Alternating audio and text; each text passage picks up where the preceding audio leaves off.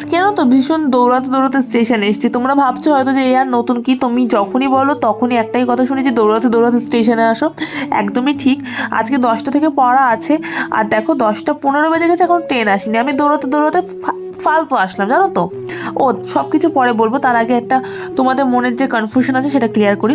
Recent আমার post করা ছবি বা ভিডিওতে তোমরা একটা জিনিস দেখতে পাচ্ছ যে আমার পায়ে শক্স রয়েছে, আর সেটা নিয়ে আমার থেকে বেশি চিন্তিত তোমরা। তোমাদের অনেকেরই মনে একটা প্রশ্ন যে ভ্যাপসা গরমে কেন আমি শক্স পরেছি। অনেকে আবার এটাও বলছো এই স্যান্ডেলের সাথে এই শক্স মানায় কখনো, কি একটা মোজা পড়ো, তোমার কি কষ্ট হয় না? আসলে আমি আমার মুখের স্কিনের থেকেও না পায়ের স্কিন নিয়ে বেশি চিন্তিত, সোজা কথায় বলতে গেলে, সেই কারণে শক্স পরা।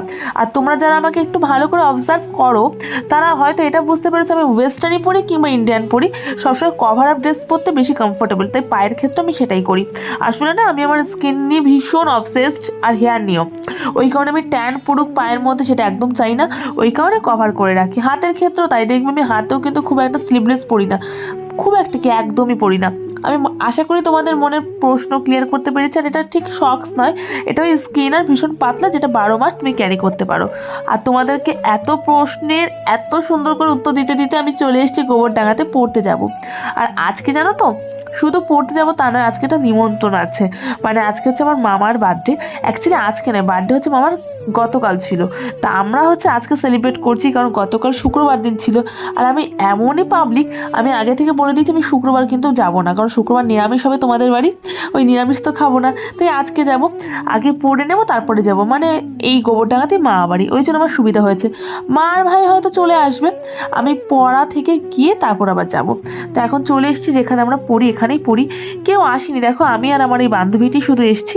ও আর আমি যেহেতু আপের দিক থেকে আসি, আর বাকিরা সকলে ডাউনের দিক থেকে আসি, তার ডাউনের ট্রেনটা এখনো ঢোকেনি। পড়ার ঘরটাতে কিছু ফাঁকা, এখন স্যারও আসেনি। কার্পেটটা ঠিক করে ব্যাগটা রেখে নিচে গিয়ে দাঁড়াবো, কারণ ভীষণ গরম, উপরে থাকতে ইচ্ছা করছে না। রুমটা পুরো ফাঁকা না, আর গরমের দিনে টিনে বেশি গরম হয়। চলো পরে থেকে ফিরে কথা বল। 2 hours later. দেখতে দেখতে আমার পড়া হয়ে গেছে, আর অনেকদিন তো শর্ট আউট নেওয়া হচ্ছে না, তোমরা খুব রাগ করছো, আমি শর্ট আউটগুলো সেরে ফেলি। চলো, প্রিয়াঙ্কা রয় চৌধুরী ইনস্টাগ্রাম থেকে, নেক্সট অনুষ্কা সরকার, এরপর আমার ফেসবুক পরিবার থেকে সুস্মিতা কর্মকার, নেক্সট আছে মিস লিজু প্রোফাইল থেকে ঋত্বিকা ফ্রম আসানসোল, বারাসাত থেকে প্রিয়াঙ্কা দাস, এবং জ্যোতি মণ্ডল অশোকনগর থেকে, স্বাতী মণ্ডল ফ্রম কলকাতা প্রিয়াঙ্কা রয় চৌধুরী, আর আছে ত্রিপুরা থেকে শাস্তি ঘোষ। তোমাদের সবাইকে অনেক অনেক ভালোবাসা ভিডিও দেখে কমেন্ট করার জন্য। আজকে নতুন করে নেম রিকোয়েস্ট কিন্তু করে ফেলতে পারো, কালকে ভিডিওতে সবার নাম নিয়ে নেওয়া হবে। পড়া শেষ করে না আমার বান্ধবী বলছিল যে ওর কিছু জিনিস কেনার আছে, তা গোবরডাঙ্গাতে 1 নম্বর প্ল্যাটফর্মে এই কাকুর দোকানে আমি শীতকাল থেকে আসি, এত কমে জিনিস বিক্রি হয় না, শুধু কুর্তি বলে না, সারাগ, তারপর হচ্ছে তোমার নায়রা কাটের কুর্তি, ভীষণ ভীষণ সস্তা রিজনেবল প্রাইসে। আমি তোমাদের কয়েকটা সেট কুর্তি দেখিয়ে দিলাম। আর এই কুর্তির পাশে না এখানে ব্যাগের দোকান আছে। আমি ব্যাগটা ঝুলতে দেখছিলাম অনেকক্ষণ ধরে, আমি এমনি জিজ্ঞাসা করলাম যে কাকু ব্যাগটা কত, তোমাদের কত মনে হয়? ব্যাগটা দেখে মনে হচ্ছে না 700 থেকে 800 টাকা দাম, কিন্তু মাত্র 280 টাকা দাম। আমি বলছি কি 250 টাকায় দেবে? বলছে হ্যাঁ নিয়ে নাও। এই ফার্স্ট টাইম আমি বার্গেনিং করলাম, না নিয়ে পারা যায় তাই নিয়ে নিলাম। তোমরা ভাবছো যে মাত্র 10-20 টাকা কমিয়ে তুমি কি এমন মহান বার্গেনিং করেছো? অ্যাকচুয়ালি আমি একদম বার্গেনিং করতে পারি না, জীবনে প্রথম করলাম।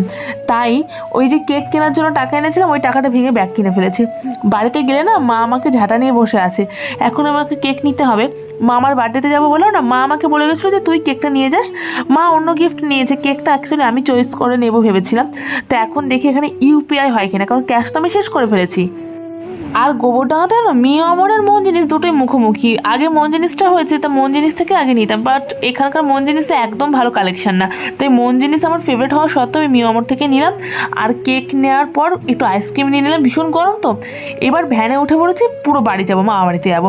আর এই জায়গাটা এমন জায়গা না, মামাবাড়ি হচ্ছে গোবরডাঙ্গা যে খাটুরা গার্লস স্কুল, যারা গোবরডাঙ্গাতে যারা তারা চিনবে, একদম খাটুয়া গার্লসের পাশেই। ওখানে ভ্যান আর টোটো না খুব একটা যায় না, আমি একা যাব। ভ্যান 20 টাকা চাইছে, টোটো 30 টাকা চাইছে। তারপর না পেরে আমি ভ্যানেই উঠে পড়েছি। আর দুপুর রোদে তো হেঁটে যেতে একদম ভালো লাগছে না। এই দেখো, এটা হচ্ছে সেই খাটুয়া গার্লস স্কুল। আর এটা ভোটের আগের ভিডিও, আমার দেরি হলো এডিট করে আপলোড করতে করতে। ওই জন্য ভোটের ডিউটির জন্য আরপিএফ বিএসএফ সমস্ত পুলিশরা এসে ডিউটি করছিল। মামাদের ভোটও এইখানেই হয়।